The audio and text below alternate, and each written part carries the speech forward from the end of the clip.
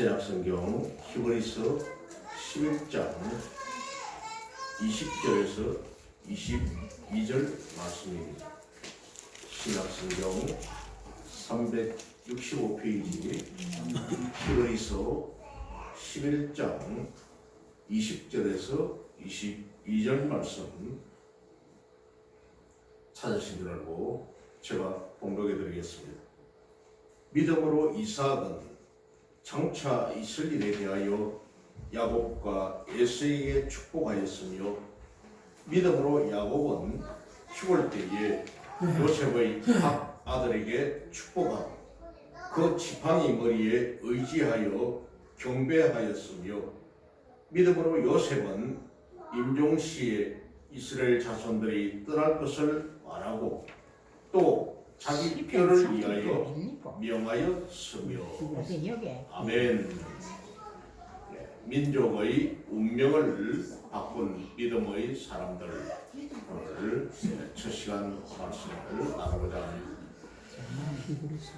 히브리서 11장 1절에서는 믿음은 바라는 것들의 실상이요 보이지 않는 것들의 증거니 선진들이 이로써 증거를 얻었느니라 이렇게 시작을 했습니다. 이 히브리서 11장을 믿음장이라고 말씀을 했습니다. 그 중에 오늘 본문은 믿음의 조상 즉 아브라함 이후에 이스라엘의 약속의 땅인 가나안을 차지하기까지 아브라함 이후에 하나님께서 약속하신 그 후손들에게 약속의 땅 가나안을 차지하기까지 활동을 했던 대표적인 구약의 선진들의 믿음이 나타나고 있습니다. 즉 아브라함부터 가나안 정복까지 역사적으로 한 민족과 국가를 형성하는 중요한 시기의 인물들을 소개하고 있습니다.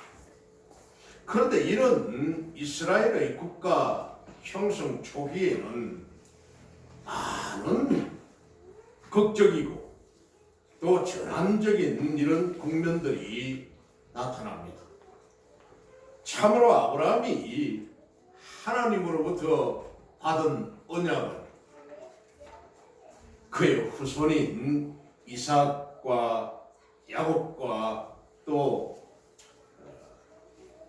정손자였던 요셉 4대에 와서 요셉으로 내려갈수록 참으로 하나님의 이 언약이 성취될 기미가 보이기는커녕 오히려 하나님의 언약 성취와는 점점 더 거리가 멀어져 가는 방향으로 나타났습니다.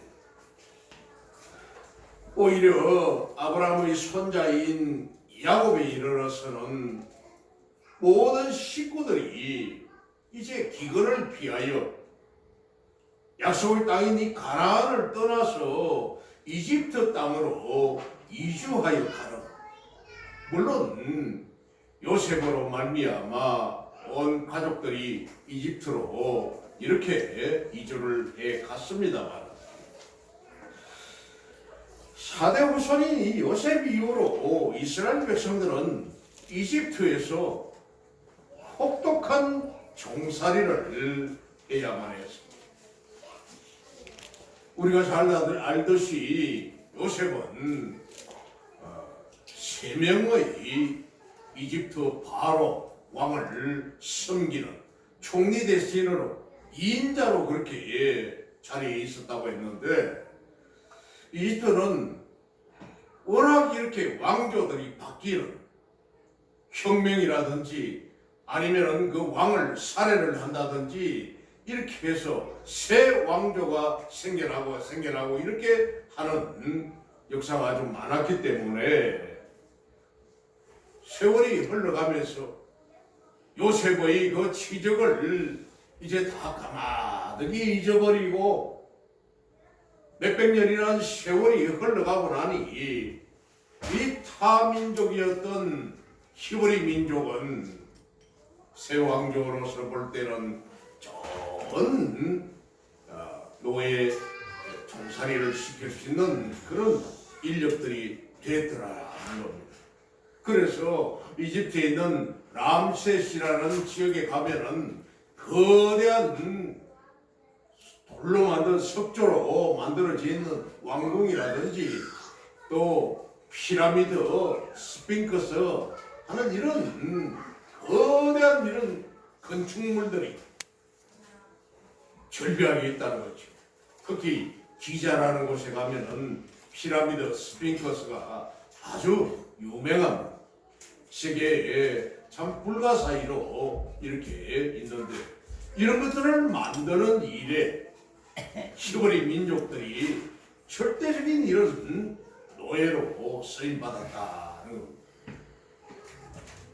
물론 이 모든 과정도 보면은 아브라함이 받은 계시를 통해 이미 예언된 것이기는 하지만은 창세기 15장 13절에서 16절 말씀을 보면 여호와께서 아브라함에게 이르시되 너는 반드시 알라 내 자손이 이방에서 객이 되어서 그들을 섬기겠고 이방 땅에 가가지고 이방 땅에 있는 그 주인들에게 그들을 섬기겠고 그들은 400년 동안 내 자손을 괴롭히리니 요셉이 있던 한 30여 년 그런 어간에는 요셉으로 말미암아 전 고센 땅의 비옥한 나일강 하류 지역에서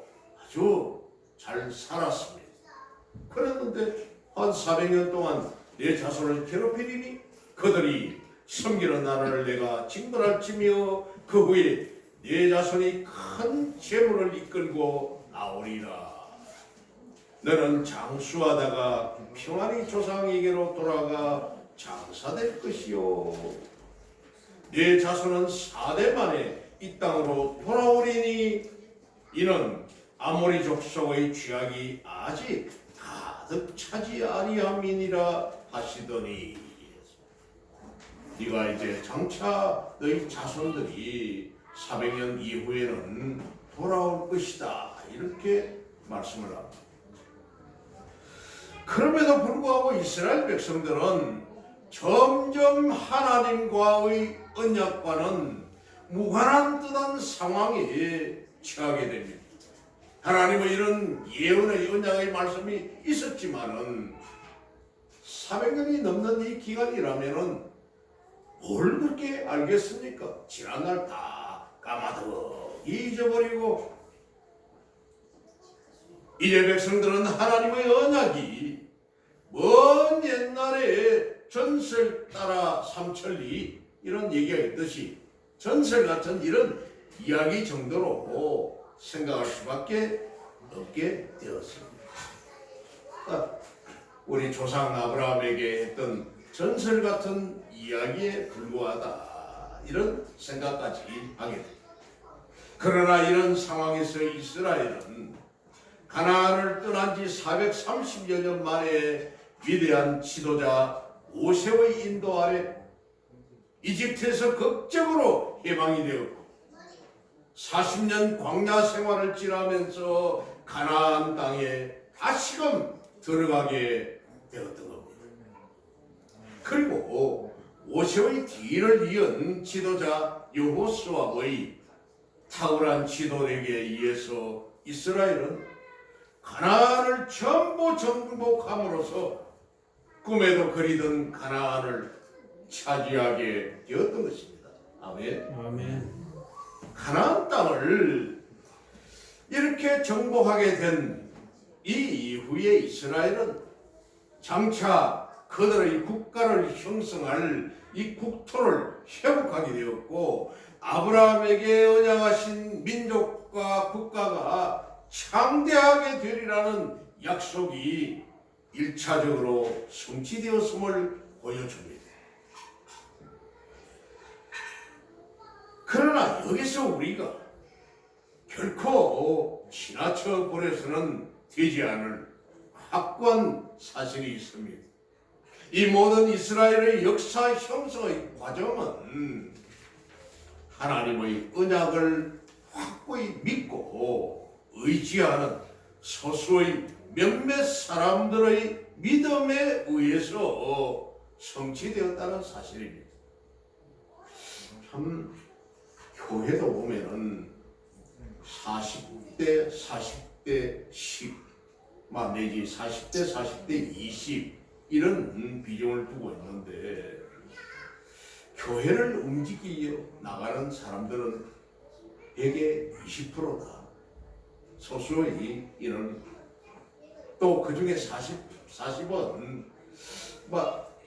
그저 여기도 저기도 이렇게 그래도 조금 교회 편에 속해 있는 사람이고, 40은 언제든지 발 하나를 들까 말까 이렇게, 하나는 교회 문턱에 걸쳐 있고 하나는 안에 걸쳐 있고 이런 식으로 돼 있는 사람들이 많다 하는 이런 얘기들을 하고 있습니다만, 이처럼 이러한 이 가나안 땅을 차지하고 이끌어 가는 데는 소수 몇몇 믿음의 사람들에 의하여 성취된다는 겁니다. 그것은 바로 아브라함의 후손인 믿음의 족장들인 이삭과 야곱과 요셉은 이들의 사후, 그러니까 이들이 죽은 한 400~500년 후 이후에 성취될 언약을, 바로 모세는 이 아브라함 이후에 500년 후의 사람입니다. 아브라함에서부터 시작해가지고 모세까지는 500년이 지났다는 거죠. 애굽 안에 있었던 430년을 포함해가지고 500년이라는 기간이 지나고 모세가 나왔으니까, 믿음 가운데서 그들은 500년 이후에 성취될 언약을 바라보면서 죽음을 목전에 둔 상황에서도 하나님의 언약을 후손에게 원하여 이루어졌다는 이런 사실입니다. 믿음의 조상들이, 족장들이 하나님의 언약을 유언을 이어서 모세까지 왔다는 겁니다. 참 중요합니다. 이 부분은 우리 믿음의 사람들은 연세가 나이가 들어가고 하면은 후손들에게, 자녀들에게 예수 믿는 이 믿음을 이어서 그 집안이 갈 수 있도록 유언을 해야 된다는 겁니다. 믿음의 가문으로 이어갈 수 있도록 꼭 명심해야 될 부분입니다. 우리가 20절에서 22절에 있는 내용이 바로 그거였죠. 이삭은 야곱과 에서에게 장차 있을 일에 대하여 축복했다. 또 야곱은 죽을 때에 요셉의 각 아들에게 또 축복했다. 또 요셉은 임종시에 이스라엘 자손들이 내 이제 죽고 나면은 떠날 것을 말했다. 이집트를 떠나라고. 그리고 떠날 때는 내 묻어놨던 유골을 파가지고 가서 약속의 땅인 가나안에다가 묻어달라. 이렇게 유언을 했다는 겁니다. 바로 이것이었습니다. 뿐만 아니라 민족의 최고 지도자요 믿음의 용사인 모세는 하나님께서 조상 아브라함과 이삭과 야곱을 통해 맺으신 이 언약을 반드시 성취하실 것이라는, 반드시 성취하신다, 이런 믿음 하나로 초인적인 이런 출애굽의 역사를 이루어내었던 것입니다. 아멘. 아멘. 보면 조금 뒤에 있는 23절에서 29절에 있는 내용이 바로 이것이었습니다. 모세가 이제 23절부터 모세가 나옵니다. 그리고 29절에는 믿음으로 그들은 홍해를 육지같이 건넜으나 애굽 사람들은 이것을 시험하다가 빠져 죽었으며, 뒤따라오다가 다 그냥 홍해물에 애굽 사람들은 다 수장되고 말았다. 이런 믿음의 실제적인 예는 모세의 뒤를 이은 여호수아의 행적에서도 동일하게 나타납니다. 이러한 이스라엘 국가 형성 초기에 나타난 믿음은 단순한 어떤 관념이라든지 그런 생각과 지식이 아니라, 단순하게 어떤 지식이나 관념이나 그래 하실까, 그렇게 안 하실까, 의심하고 그렇게 하는 것이 아니라 구체적으로 민족의 운명을 바꾸고 하나님의 거룩한 역사를 세워나가는 엄청난 힘이며 원동력이었다는 것입니다. 아멘. 아멘. 이 약속이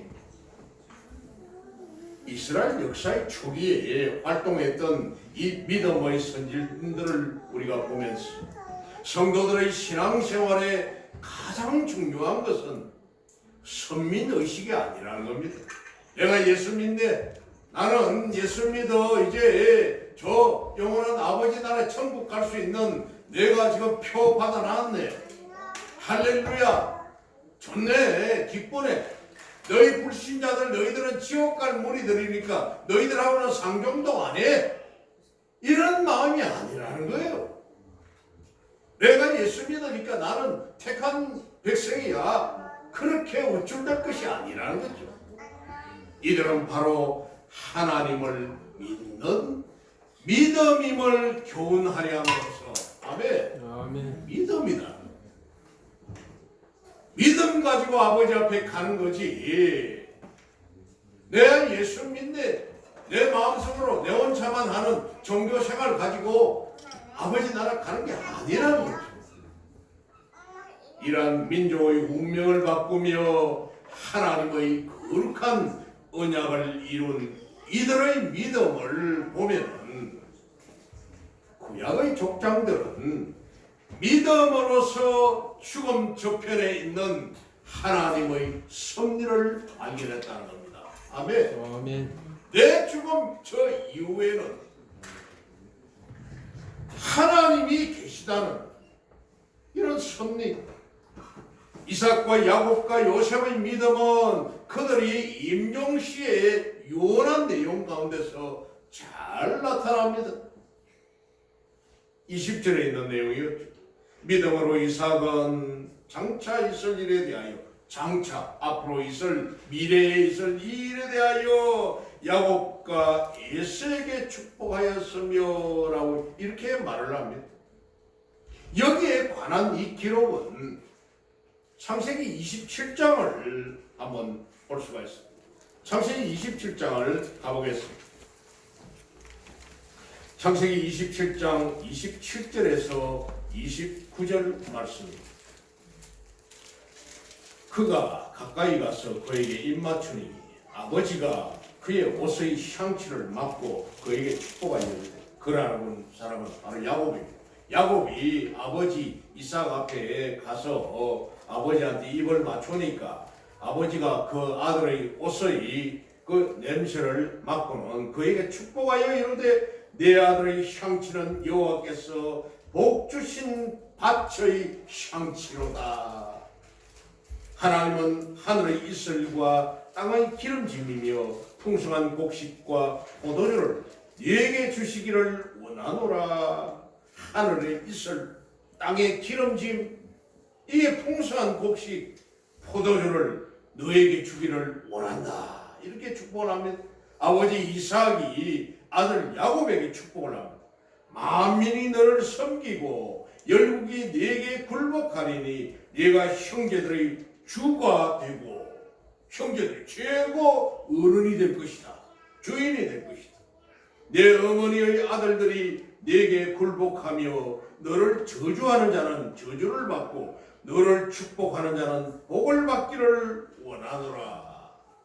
야, 대단한 이 축복을 이삭이 아들 야곱에게 하고 있어. 또 바로 뒤에 있는 39절에서 40절을 보면은 그 아버지 이삭이 그에게 대답하여 이르되 네 주소는 네가 살고 있는 그곳은 땅의 기름짐에서 멀고 멀었다.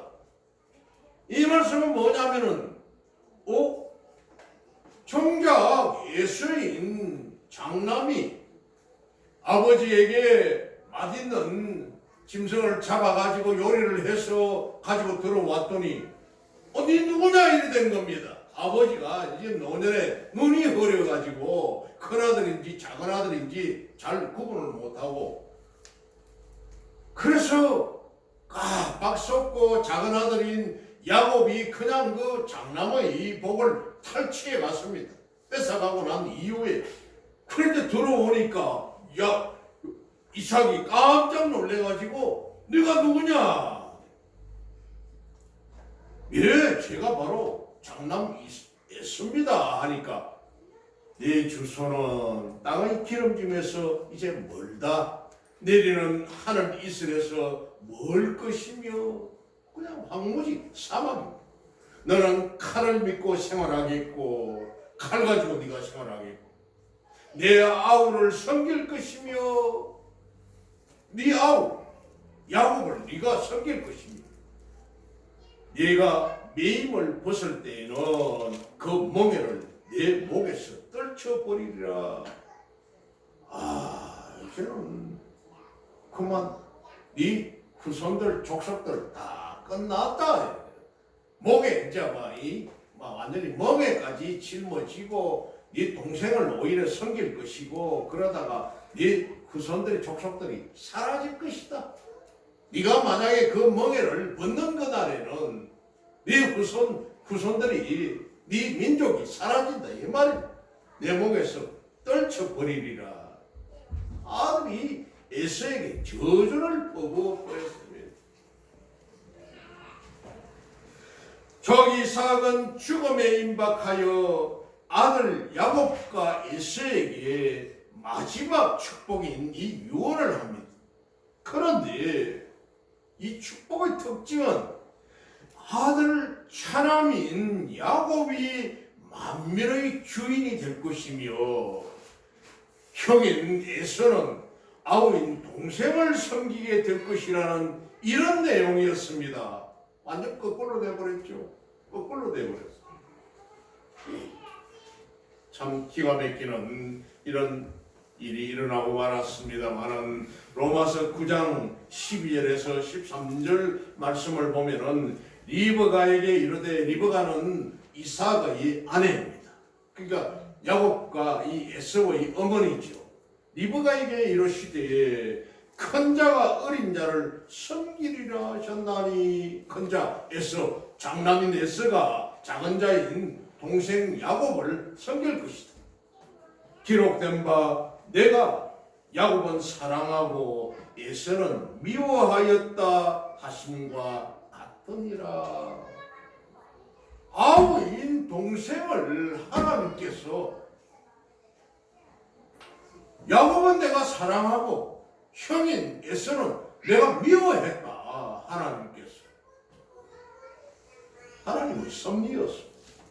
비록 이 축복이 이삭의 인간적인 실수에 의해서 장남과 차남이 서로 뒤바뀌어진 것이지만은 그 어머니 그 리브가와 차남이었던 야곱이 공모해가지고 형을 속였어요.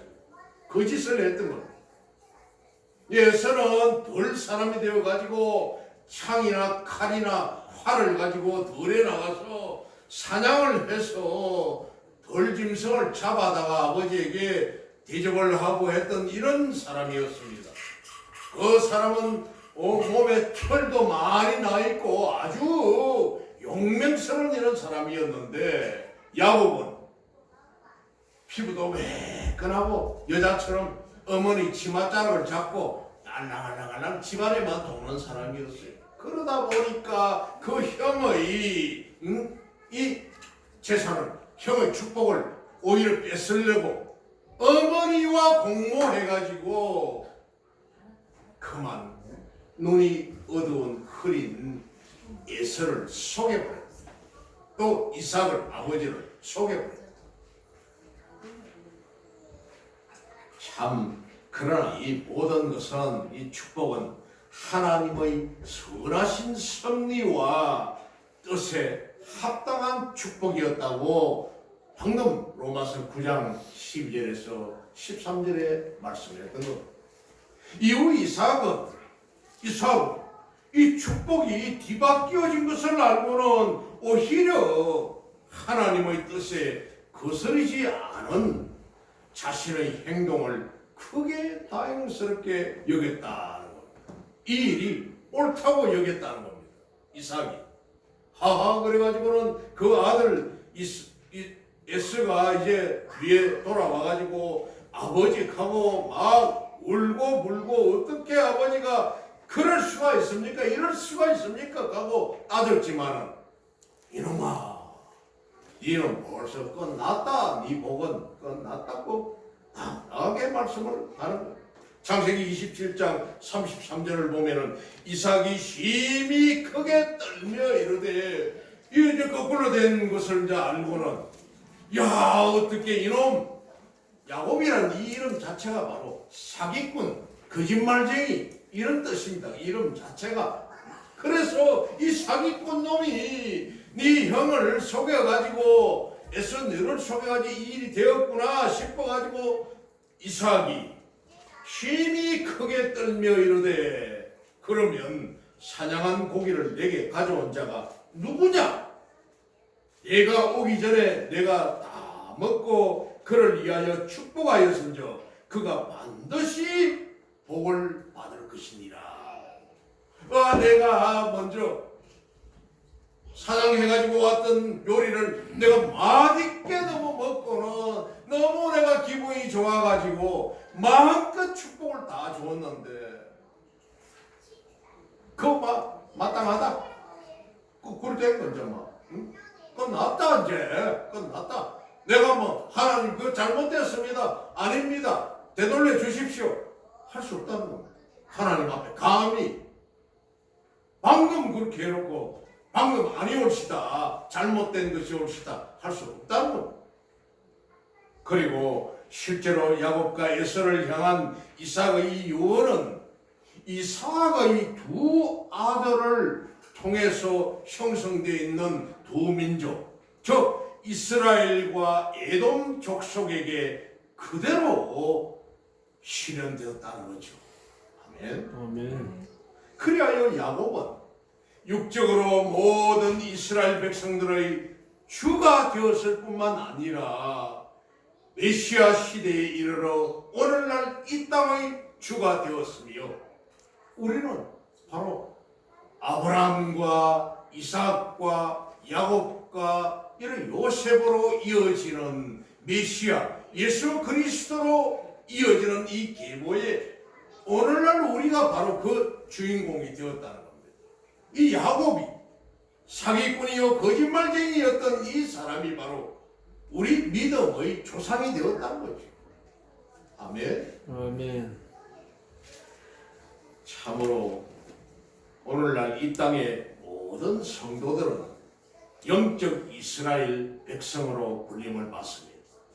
반면 에서와 그의 후손은 구약시대의 역사의 틈바구니에서 이스라엘 백성의 지배를 받다가 현대 역사에서 사라져 버렸다. 아버지 이삭이 그렇게 했던 것처럼 그가 멍에를 메어서 동생을 섬길 것인데 그 멍에가 풀리는 그날에는 너희는 민족이 사라져 버린다. 이 말씀과 같이 구약성경 사무엘상 14장 47절입니다. 사울이 이 이스라엘 왕위에 오른 후에 사방에 있는 모든 대적, 곧 모압과 암몬 자손과 에돔과 소바의 왕들과 브레스 사람들을 쳤는데 향하는 곳마다 이겼고, 여기에 나옵니다.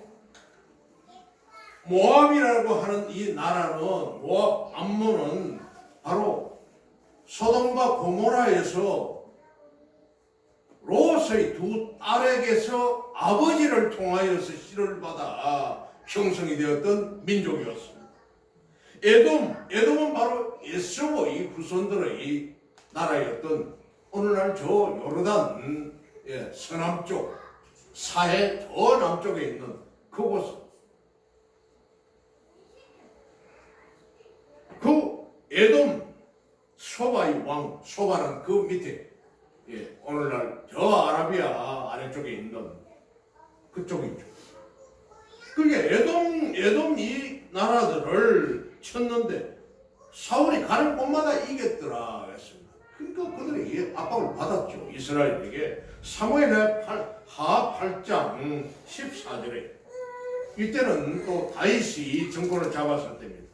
다윗이 에돔에 수비대를 두되, 이제 에돔에다가 수비대를 두었다 하면은 에돔을 완전히 이제 장악했다는 겁니다.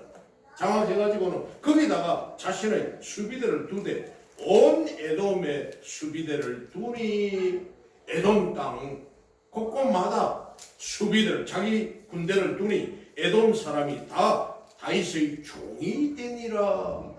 이스라엘의 종이 되었다. 다윗이 어디로 가든지 여호와께서 이기게 하셨더라. 이때 그냥 다윗 때에 와서 이 에돔 에서의 이 족속들이 이제 멸망해버리고 맙니다. 망해버렸다. 이처럼 이삭은 노년에 육신의 눈이 어두워서 에서와 야곱을 분별할 수 없었지만 믿음 가운데 신령한 눈을 열어서 두 민족이었던 이스라엘과 에돔을 향한 하나님의 깊고 오묘한 섭리를 통찰했던 것입니다. 그가 비록 이제 육신의 눈이 어두웠지만 하나님의 그 뜻을 그가 알았다는 거죠. 아멘. 아멘. 그랬기 때문에 그 사기꾼 거짓말쟁이 아버지와 형을 속였던 그를 오히려 인정했다는 거죠. 하나님 섭리로. 아무리 하나님 섭리를 갖다가 아니다 하고 부정하고 그렇게 해도 하나님은 불꽃 같은 눈동자를 바라보시고 하나님의 뜻 안에 있는 사람들은 놓치지 않으신다는 겁니다. 아무리 거짓을 한다 해도 그 사람은 안 놓친다. 이처럼 보면은 참으로 하나님의 이 오묘한 섭리, 사랑하는 성도 여러분, 우리는 칼과 활로 상징되는 이 에서의 후에 그들은 바로 사냥하는, 전쟁 싸움을 하는 들사람, 사냥하는 들사람, 즉 세상 백성들은 비록 잠깐 동안은 세상에서 왕노릇하고 형노릇하고 잘 나갈지 모르겠지만은 궁극적으로는 믿음으로 상징되는 이 야곱의 후에, 야곱의 그 후손들, 즉 영적 이스라엘 백성들의 지배 아래서 그들은 영원토록 종노릇할 수밖에 없는 존재임을 우리는 분명히 깨닫게 되는 것입니다. 아멘. 아무리 저 북한 내에 김미성, 김정일이, 김정은이가 저렇게 까불어도 영적 백성이 있는 대한민국은 이길 수가 없다는 겁니다. 아무리 저 러시아, 아무리 저 중국 땅이 거대하고 병력이 많고 힘이 있다 해도 결코 하나님의 백성들을, 하나님을 이길 수 없다는 겁니다. 바로 이게 증명을 하고 있는 내용이죠. 계시록 2장 26절 말씀. 계시록 2장 26절 말씀을 보면은 이기는 자와 끝까지 내 일을 지키는 내 일을 하나님의 일을 지키는 그에게 만국을 다스리는 권세를 주리니. 이기는 자. 내 일을 하나님의 일을 지키는 그 자에게는 내가 만국을 다스리는 권세를 주겠다고 이렇게 말씀을 합니다.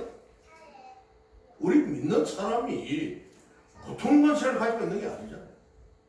천지와 만물을 지으신 그 창조주 하나님의 위대한 권세를 가진 자들입니다. 아멘? 할렐루야. 우리는 보통 사람들 아니에요. 시시한 사람들 아닙니다. 계시록 20장 6절에도 역시 이 첫째 부활에 참여하는 자들은 복이 있고 거룩하도다. 하나님 일을 하다가 먼저 순교 당한 자들, 이런 사람들, 이들은 첫째 부활에 참여하는데 그들은 복이 있고 거룩하다. 둘째 사망이 그들을 다스리는 권세가 없고 영원한 지옥 불못 들어가는 권세가 그들에게는 없고 도리어 그들이 하나님과 그리스도의 제사장이 되어 천년 동안 그리스도와 더불어 왕노릇하리라. 천년왕국을 다스리는 하늘나라의 천년왕국의 제사장으로서 왕노릇할 것이다 했습니다.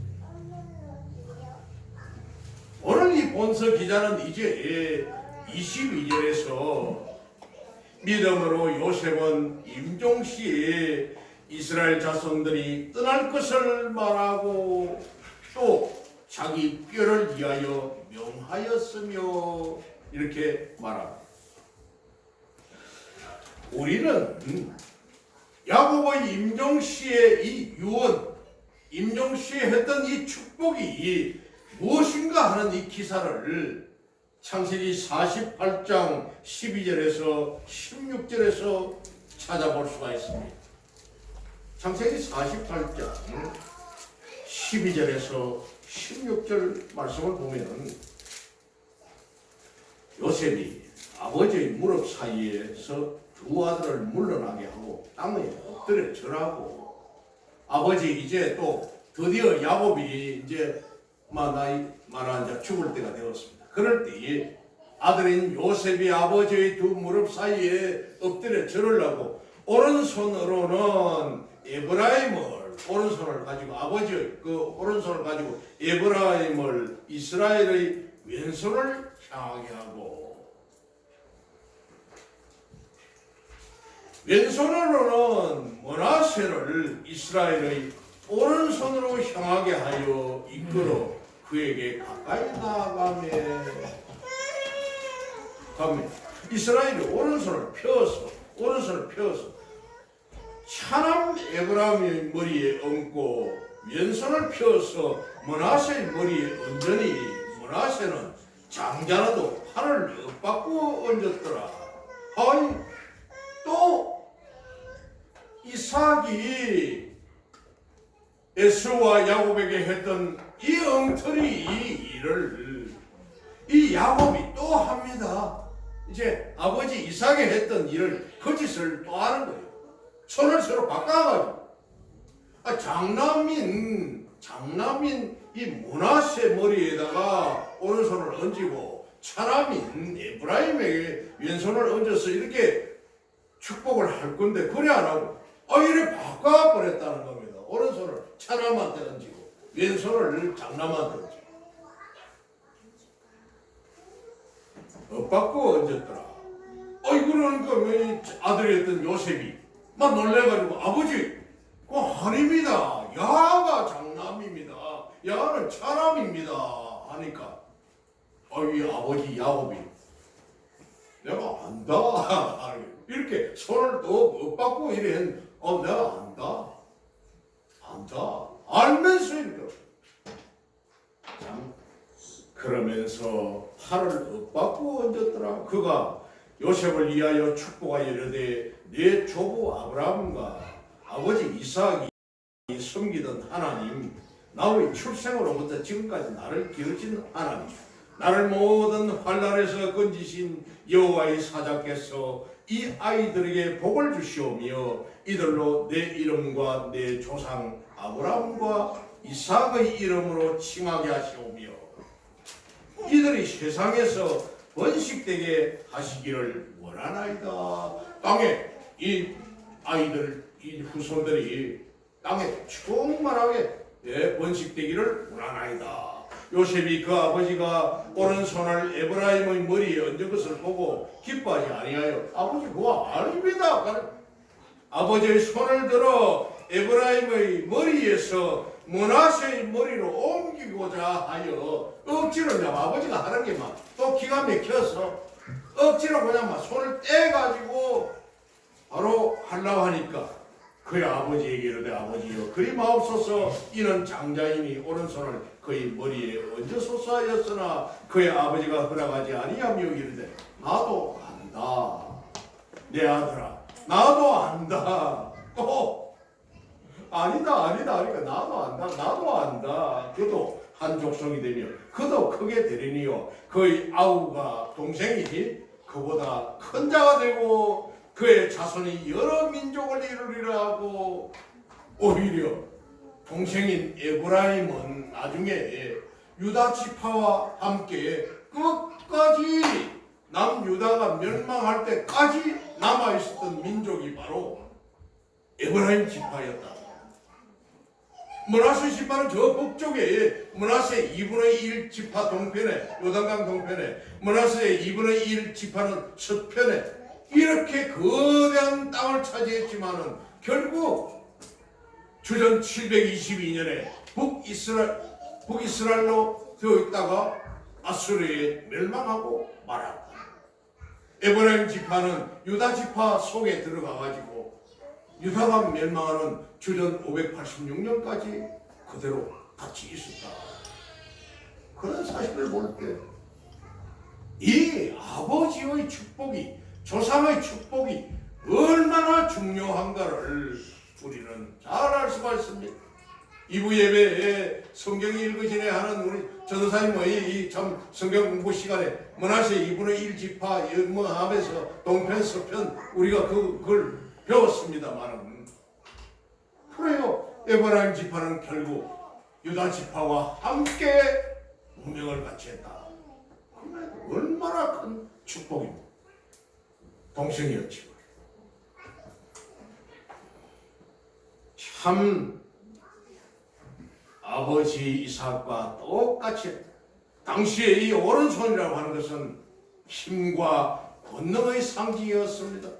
차남 에브라임이 므낫세 지파보다 우선이고 또 월등한 존재였다는 것을 암시하는 내용입니다. 하나님의 축복은 어떤 장남이라는 외적인 혈통과 서열에 의하지 아니하고 하나님의 거룩하신 뜻에 의하여 결정이 된다는 거예요. 예수를 잘 믿으면 축복의 그릇이 바뀌어 간다는 겁니다. 아멘. 아멘. 얼마나 이 시대에 중요한 말씀이죠. 즉 하나님의 축복은 인간의 외적 조건이 아닌 거룩하고 전능하신 하나님의 뜻에 따라 결정되는 믿음을 가진 자의 신령한 영안에 의해서 결정된다는 사실을 우리에게 교훈하고 있습니다. 아멘. 아멘. 마지막으로 히브리서 기자는 오늘 22절에서 믿음으로 요셉은 임종시의 이스라엘 자손들이 떠날 것을 명하고 또 자기 뼈를 위하여 명하였으며 라고 말을 합니다. 떠난다 하는 이 말은 헬라어로 테스 엑소드라고 이렇게 하는데 이 말은 바로 출애굽 엑소더스와 동일한 말입니다. 테스 엑소드라는 이 헬라어의 말이 엑소더스라고 출애굽이라는 말과 똑같은 말입니다. 이스라엘이 애굽을 떠날 것을 암시하는 말입니다. 당시 요셉은 이방인으로서 애굽에서 누릴 수 있는 최고의 고난과 영광을 다 차지했지만은 그럼에도 불구하고 그가 임종시에 죽음을 앞두고 한 유언이 바로 출애굽을 할 때는 내 뼈를 파내 가지고 내 유골을 파서 언약의 땅 가나안으로 가져가서 묻어달라는 이런 유언이었다는 겁니다. 내가 이 애굽 땅에 내 뼈가 영원히 묻혀 있기를 싫다는 거죠. 왜? 하나님의 언약의 그 말씀을 알기에, 약속을 알기. 성기가 좋다는 프로그램을 해서 보면은 그 요셉의 뼈가 묻혔던 무덤이 나옵니다만은 누가 도굴 해가지고 가져가 버려도 없다고 합니다. 내용을 제가 봤습니다. 왜냐하면은 그의 유골이 죄와 우상의 나라 애굽에 있다면은 그가 부활의 영광을 입을 수 없었기 때문이었을까요? 아닙니다. 그렇지 않습니다. 아마 요셉은 비록 그 육신은 죽어 땅에 묻혀 사가져 녹아져 흙이 되고 말았겠지만은 그러나 죽은 유골이나마 언약의 땅에서 자기 뼈랑 뼈마저만이라도 언약의 땅인 그 가나안의 믿음의 조상들과 함께 묻혀서 언약의 백성들과 함께 영원히 거하기를 원했기 때문입니다. 아멘. 아멘. 막벨라 굴이라든지 헤브론 그 산지, 오늘은 예루살렘이 예루살렘. 예수님이 못 박혀 죽었던 그 산, 성전 산이 있는 그 예루살렘 땅입니다. 거기에 묻어달라. 이처럼 믿음의 사람은 죽는 순간에도 바로 그 하나님의 언약을 기억하면서 그 언약 가운데 거하기를 사모하는 것입니다. 아멘. 아멘.